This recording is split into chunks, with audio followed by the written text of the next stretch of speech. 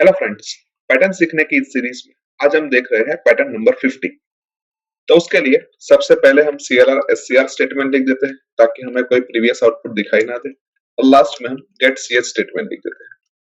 अभी पैटर्न को हम ध्यान से देखें तो उसके अंदर टोटल 9 रोज है और हर एक रो के अंदर हमने 5 स्टार को प्रिंट करवाया है। लेकिन फर्स्ट नंबर और 9th नंबर की लाइन ऐसी है कि जिसके अंदर 5th नंबर का स्टार है वो 9th नंबर की पोजीशन पे प्रिंट हुआ है। यानी कि अगर हम एक पोजीशन को एक कॉलम की तौर पे ट्रीट करें तो हमें टोटल 9 कॉलम्स चाहिए। यानी कि हम ऐसा भी कह सकते हैं कि इस पूरी पैटर्न को हमें 9 क्रॉस 9 ग्रिड के अंदर प्रिंट करवाना है। और पैटर्न के इंट्रोडक्शन के अंदर हमने देखा था कि ग्रिड को कैसे प्रिंट करवाए। तो उसके लिए हम एक फॉर लूप ले लेते हैं, जिस फॉर लूप के अंदर हम मैसेज के तौर पे लिखते हैं कि i is equals to 1, i less than or equals to 9 और i प्लस प्लस, जहां पे i और कुछ नहीं लेकिन रो की वैल्यू रिप्रेजेंट कर रहा है। उसके अंदर हम एक और फॉर लूप ले लेते हैं जहां पे हम मैसेज के तौर पे लिखते हैं कि j is equals to 1, j less than or equals to 9 और j प्लस प्लस, जहां पे j और कुछ नहीं लेकिन कॉलम की वैल्यू रिप्रेजेंट कर रहा है।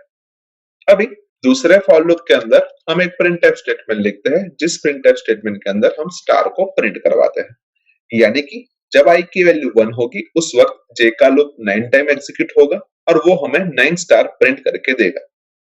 और अभी अभी हमने देखा कि हमें मैक्सिमम 9 कॉलम्स ही चाहिए, यानी कि ये 9 स्टार प्रिंट हो जाए उसके बाद हम एक और प्रिंटफ स्टेटमेंट लिखते हैं, जिस प्रिंटफ स्टेटमेंट के अंदर हम लिखते हैं कि /n, यानी कि 9 स्टार प्रिंट हो जाने के बाद हमारा कंट्रोल नई लाइन में आ जाएगा। यानी जब i इक्वल्स टू 2 होगा उस वक्त भी j का लूप 9 टाइम एग्जीक्यूट होगा और वो हमें 9 स्टार प्रिंट करके देगा, लेकिन वो 9 स्टार दूसरी लाइन के अंदर प्रिंट होके मिलेंगे।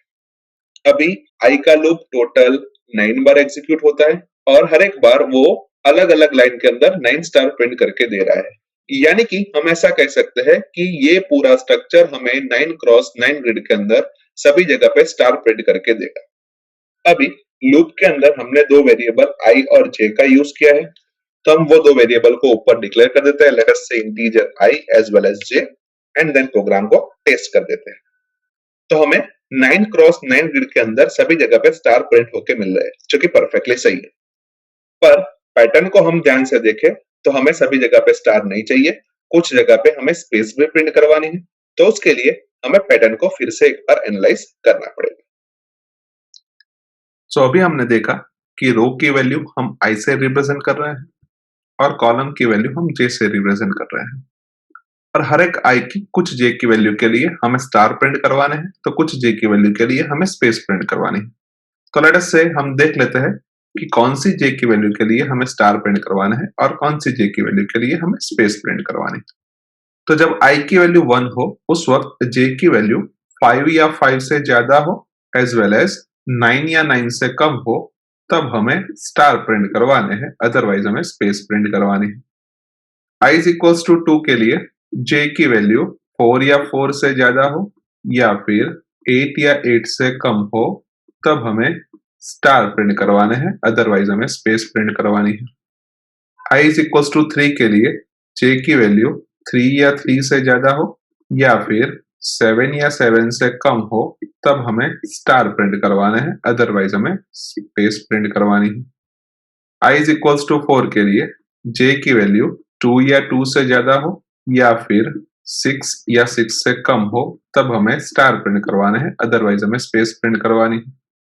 i इज इक्वल्स टू 5 के लिए j की वैल्यू 1 या 1 से ज्यादा हो या फिर 5 या 5 से कम हो, तब हमें स्टार प्रिंट करवाना है, अदरवाइज हमें स्पेस प्रिंट करवानी है। i इज इक्वल्स टू 6 के लिए i इज इक्वल्स टू 4 जैसे कॉम्बिनेशन हो तभी हमें स्टार प्रिंट करवाना है, अदरवाइज हमें स्पेस प्रिंट करवानी है।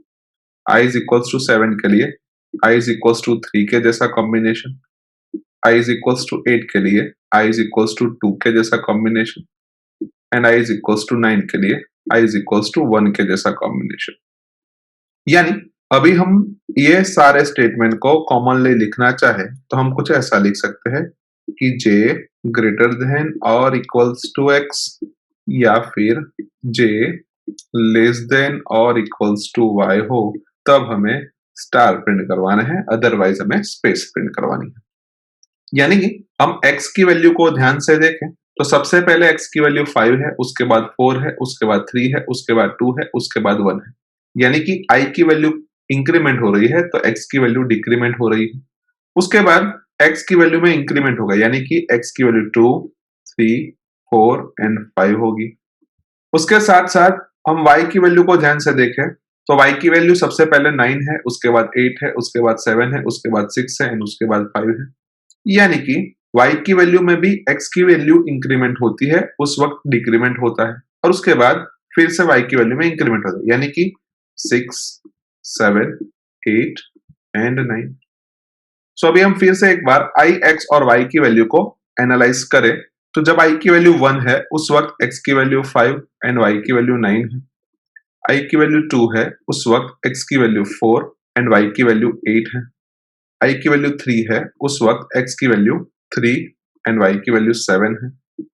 i की वैल्यू 4 है उस वक्त x की वैल्यू 2 एंड y की वैल्यू 6 है।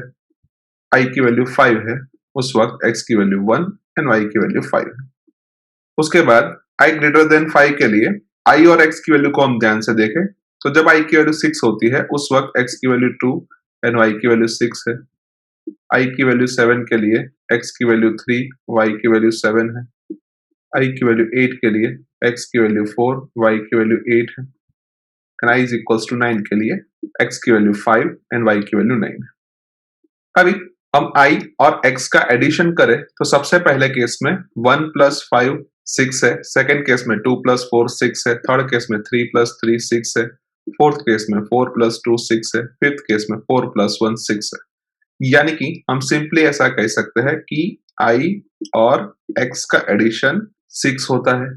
यानी कि अगर हम x की वैल्यू उसके ऊपर से डिराइव करें तो x की वैल्यू 6 माइनस i होती है। अभी y की वैल्यू को हम ध्यान से देखें तो जब x की वैल्यू 5 है उस वक्त y की वैल्यू 9 है, यानी कि x प्लस 4 है।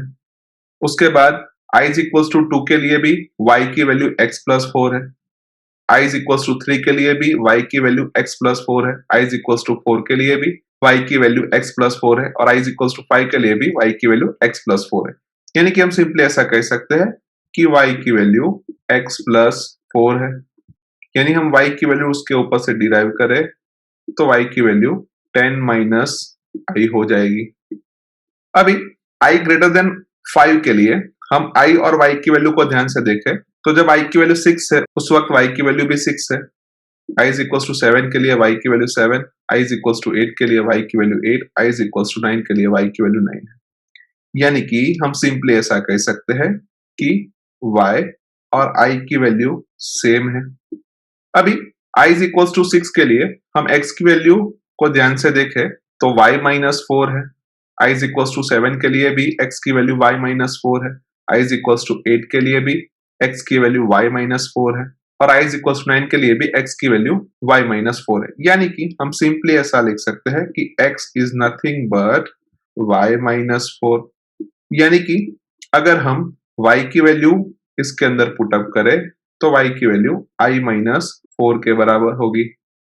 अभी हमने प्रोग्राम के अंदर दो फॉर लूप लिखे थे जिसमें से पहला फॉर लूप i यानी कि रो के लिए था और दूसरा फॉर लूप j यानी कि कॉलम के लिए था। और दूसरे फॉर लूप के अंदर हमने एक प्रिंटफ स्टेटमेंट लिखा था जिस प्रिंटफ स्टेटमेंट के अंदर हमने स्टार को प्रिंट करवाया था। यानी कि ये प्रिंटफ स्टेटमेंट हमें 9 क्रॉस 9 ग्रिड के अंदर सभी जगह पे स्टार प्रिंट करके दे रहा था।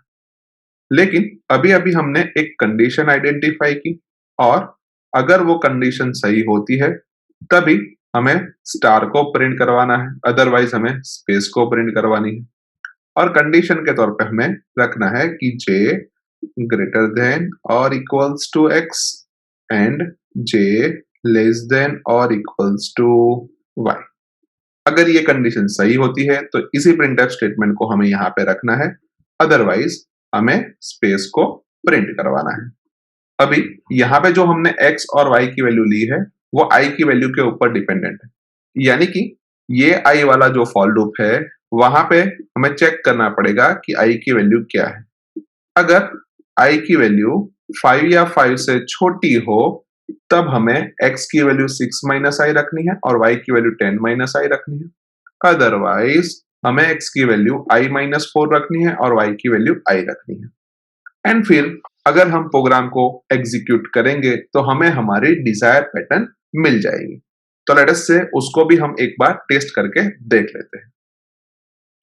सो अभी हमने देखा कि जे वाले फॉर लूप के अंदर जो प्रिंटफ स्टेटमेंट लिखा है उस प्रिंटफ स्टेटमेंट को हमें इफ एल्स ब्लॉक के बीच में रखना है और एल्स ब्लॉक के अंदर हमें स्पेस को प्रिंट करवाना है। उसके साथ साथ हमें कंडीशन के तौर पे रखना है कि j ग्रेटर देन और equals to x and j less than और इक्वल्स टू y। अभी ये x और y की वैल्यू i की वैल्यू के ऊपर डिपेंडेंट है, यानी कि हम i वाले लूप के अंदर एक और इफ एल्स स्टेटमेंट लिखते हैं और जहां पे हम कंडीशन के तौर पे लिखते हैं कि i लेस देन और इक्वल्स टू 5। जब कंडीशन सही होती है तब हमें x की वैल्यू 6 माइनस i रखनी है और y की वैल्यू 10 माइनस i रखनी है। एंड जब कंडीशन गलत होती है तब हमें x की वैल्यू i माइनस 4 रखनी है एंड y की वैल्यू i के बराबर रखनी है। अभी लूप के अंदर जो हमने x और y नाम के वेरिएबल का यूज किया है वो दो वेरिएबल को मैं ऊपर डिक्लेयर कर देता हूं, late us say x and y and then program को टेस्ट कर देता हूं। तो हमें हमारे डिजायर पैटर्न 9 रोज के अंदर प्रिंट होके मिल रही है जो कि परफेक्टली सही है। यानी कि हम ऐसा भी कह सकते हैं कि इस प्रोग्राम के थ्रू हम पैटर्न नंबर 50 को 9 रोज के अंदर इजीली प्रिंट करवा सकते हैं। सो आई होप कि आपको इस प्रोग्राम के अंदर अच्छी तरीके से समझ आ चुकी होगी। आज के वीडियो में बस इतना ही। नेक्स्ट वीडियो में फिर से मिलेंगे। Thank you very much.